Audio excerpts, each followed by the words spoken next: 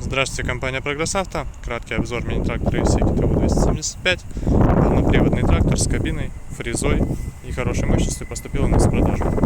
Начнем, как обычно, с состояния шин, косметической комплектности, так сказать. Поэтому на правой стороне сразу показываю. Трактор достаточно красив, весь, естественно, цел. Правая передняя шина. Состояние отличное, износ небольшой, трещин и подобных нареканий нет. Сразу же.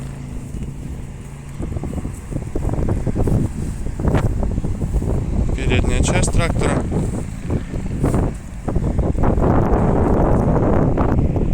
И трактор с левой стороны. Весь также целый, комплектный, естественно.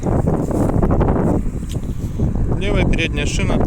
Состояние идентичное правой стороне. Износ небольшой. Шина не рассыхается. Видимых нареканий нет. Перейдем к шинам задним. Шина левая задняя. Износ минимален.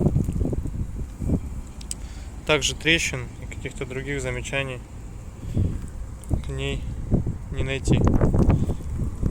Крепление для болотоходов, а ниже грунтозацепы. Сразу покажу с левой стороны быстросъем, как выглядит на фрезе.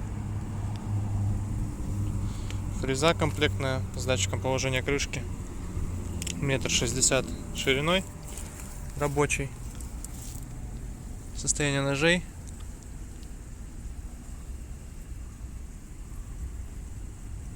Вот такое. Приемлемое весьма. Упорные колеса на всякий случай прилагаются.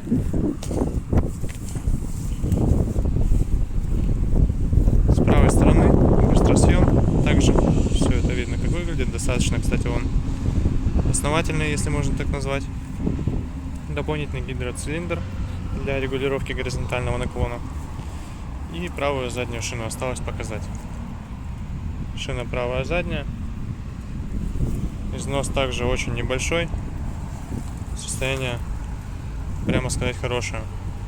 То есть никаких замечаний по рассыханию верхнего слоя, ничего такого нет. Теперь пройдем в кабину.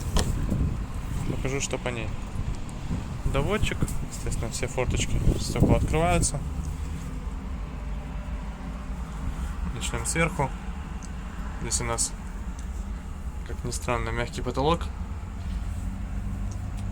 Магнитола встроенная. Включение освещения. Дворников заглушены.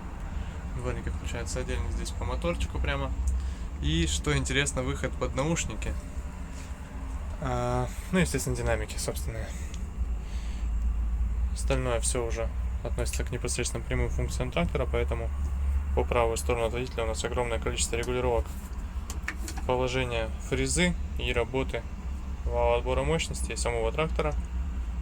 Так вот выглядит эта вся панель. Также по правую сторону от водителя основная коробка переключения передач, рычаг ее расположен. И справа снизу принудительная блокировка заднего моста. По левой стороне от водителя отключаемый полный привод и раздаточная коробка. Соответственно, реверс у нас расположен под рулем, как обычно. И под рулем ручной газ. Получаем в этом тракторе мы 16 передач вперед и 16 передач назад. По наработке на приборной панели видно 638 моточасов. Ну, состояние на самом деле трактора соответствует. То есть здесь мы видим, что есть небольшие потертости по салону, грубо говоря, но это мелочи, в остальном он прямо таки целый, если можно так выразиться. Соответственно, вот такой вот трактор у нас появился. Приезжайте, смотрите, будем рады показать. Естественно, отправим куда угодно. Трактор очень симпатичный и пригодится в любом хозяйстве. Всего доброго, Прогресс Авто.